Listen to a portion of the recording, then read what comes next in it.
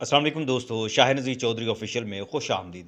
आज की वीडियो यकीनन आपके लिए बड़ी हैरानकुन होगी। जो बात मैं आपको करने लगा हूँ, जो सुनाने लगा हूँ, आज की जो वीडियो है, इसका मौजू ज़रा मुख्तलिफ है कि जिन्नात खुद भी रूहानी मसाइल का शिकार हो जाते हैं, वो खुद भी बीमार हो जाते हैं, तो रूहानी बीमारियों में मुब्तला होने के बाद उसका इलाज भी वो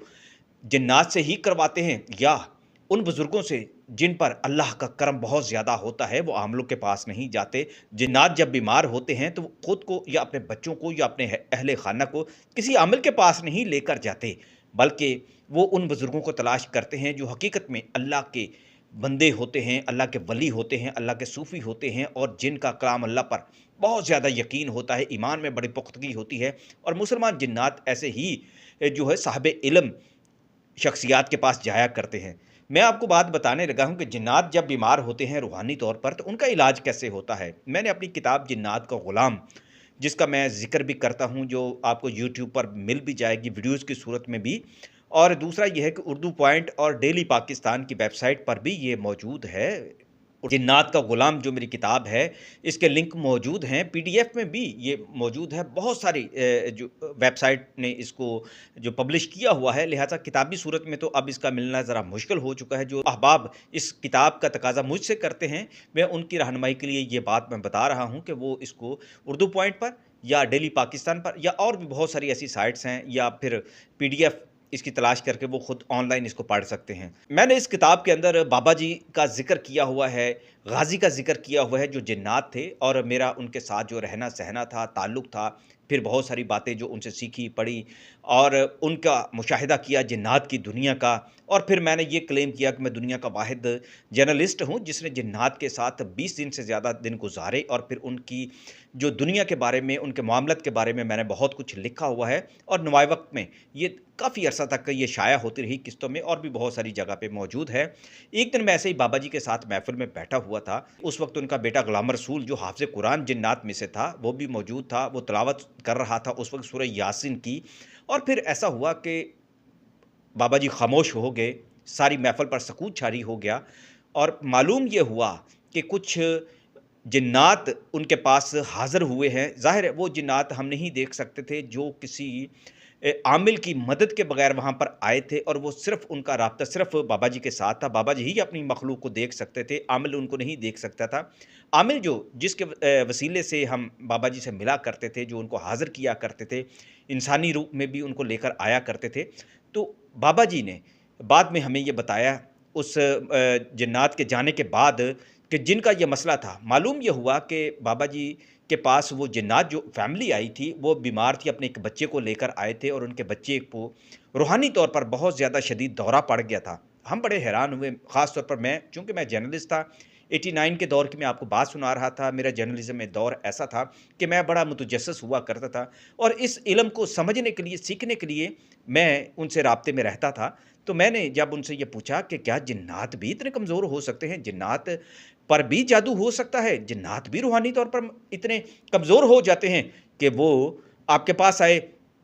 बाबा जी कहने लगे कि जिन्नात ने भी जन्नत और दोज़ख में जाना है, जिन्नात का भी हिसाब किताब होना है। तो इससे ज़ाहिर है कि जिन्नात जो है इंसानों से पहले इस दुनिया पर ऐसी मखलूक थी जिसने बहुत ज़्यादा खिदमात जो की हैं, और उसके बाद इब्लीस का जो है ज़हूर किस तरीके से हुआ, इसके पीछे अगर आप लंबी एक हिस्ट्री देखें, हज़रत सलमान अलैहिस्सलाम के जिन्नात पर आप नज़र दौड़ा कर देखें, तो बाबा जी मुझे बड़ी तफ़सील से ये बात बताया करते थे। वो कहने लगे कि मैं एक बरसों से तिब का एक माहिर हूँ, और मैं ख़ुद भी अमलियात का भी माहिर हूँ, इसलिए कि मैंने बहुत सारे बुज़ुर्गों से ये इल्म सीखा है, मेरे बच्चों ने ये इल्म सीखा है। तो हमारे पास जिन्नात जो बीमार हो जाते हैं, और हकीकत में जिन्नात उसी तरह बीमार होते हैं जिस तरह इंसान बीमार होते हैं, लेकिन जिन्नात जब बीमार होते हैं तो उस वक़्त सबसे पहला काम ये होता है कि उनकी परवाज़ ख़त्म हो जाती है, यानी उनके बाजू जो हैं वो एक तरह से कट जाते हैं, यानी कि वो उड़ नहीं सकते, परवाज़ नहीं कर सकते, खुद एक जगह से दूसरी जगह जाकर मुतशक्किल नहीं हो सकते। जो जिन्नात जिनके पास ये क़ुव्वत होती है, उनके अंदर का शैतान जो है वो ऊद कर सामने आ जाता है, उभर कर सामने आ जाता है। मैंने कहा बाबा जी, क्या ऐसा मुमकिन है कि जिन्नात जो है वो शैतान के ज़रिए असर आ जाते हैं? जो इब्लीस है वो भी तो जिन्नात में से है, लिहाज़ा हमारा जो कनेक्शन है जिन है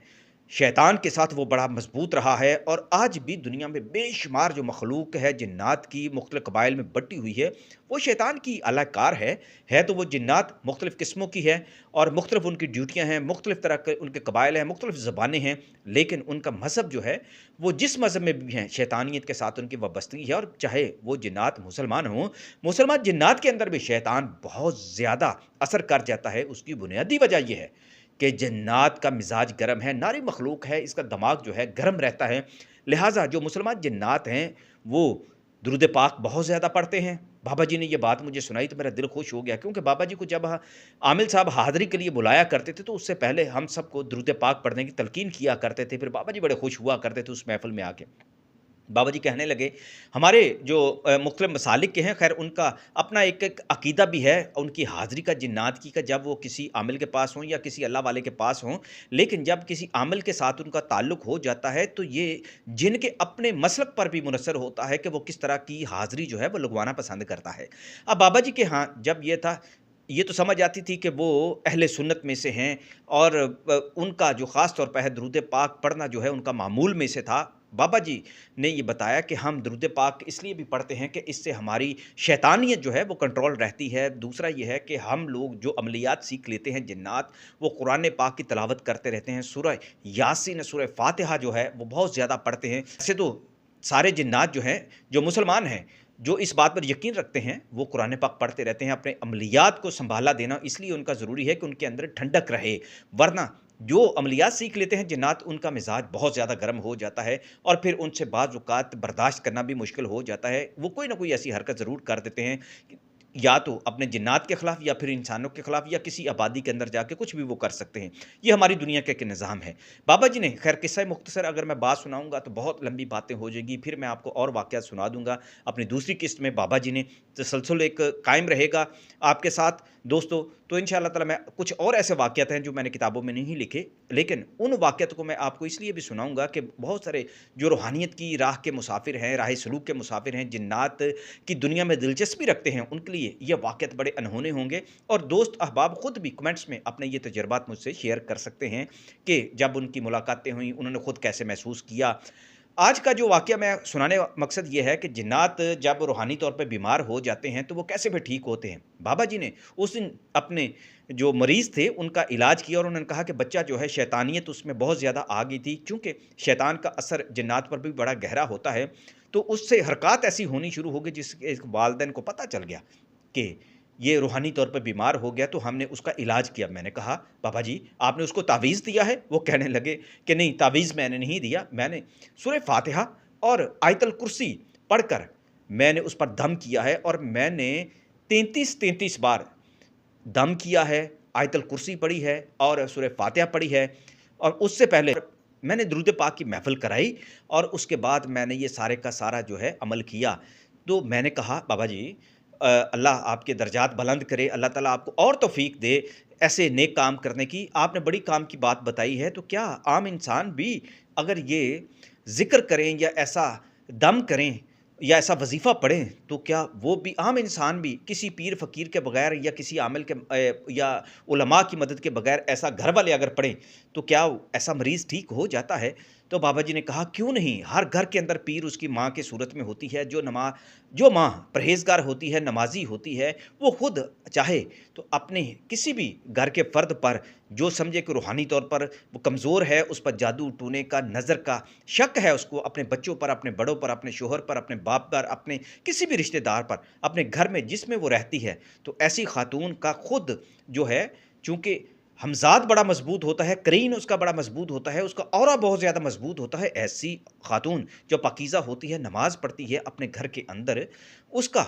जो है एक ऐसा अल्लाह ताला निज़ाम बना देते हैं कि वो ऐसी औरत रूहानी तौर पर बड़ी मज़बूत होती है। ख़ास तौर पर माँओं के और बीवियों के दर्जात ऐसे बढ़ जाते हैं, जो ऐसी जो उठ के तहज्जुद भी पढ़ती हैं, फ़जर भी अदा करती हैं। तो वो सूरह फातिहा और आयतुल कुर्सी रोज़ाना एक-एक दफ़ा भी पढ़कर दम कर दिया करें, तो अल्लाह के करम से उस रूहानी तौर पर बीमार इंसान पर, शख्स पर, ये खातून है, बच्चा है, बड़ा है, बूढ़ा है, वो उसको आहिस्ता-आहिस्ता आराम आना शुरू हो जाएगा। और इस पर यकीन रखना बड़ा ज़रूरी है। اس توکل کے بغیر جو ہے یہ کام پورا نہیں ہوتا۔ اسی طرح اگر بات بگڑ چکی ہو اور اگر خاتون اگر اس کی عاملہ بن جائے، عاملہ بننے کا جو ایک طریقہ تھا، بابا جی نے کہا کہ اگر ایسی خاتون جو گھر کے اندر یا پھر ایسا بزرگ جو گھر کے اندر جو باشرہ ہے، نمازی ہے، پرہیزگار ہے، اور وہ اگر 21 دن تک لگاتار روزانہ 33 بار سورہ فاتحہ اور آیت الکرسی جو ہے وہ پڑھتا رہے، تو اس پر روحانی اس کی دسترس ہو جاتی ہے، اور وہ جس کو بھی پھونک مارے گا، جس کو دم کرے گا، اس کو شفا ملے گی، اور جس کو دم کر کے پانی پلائے گا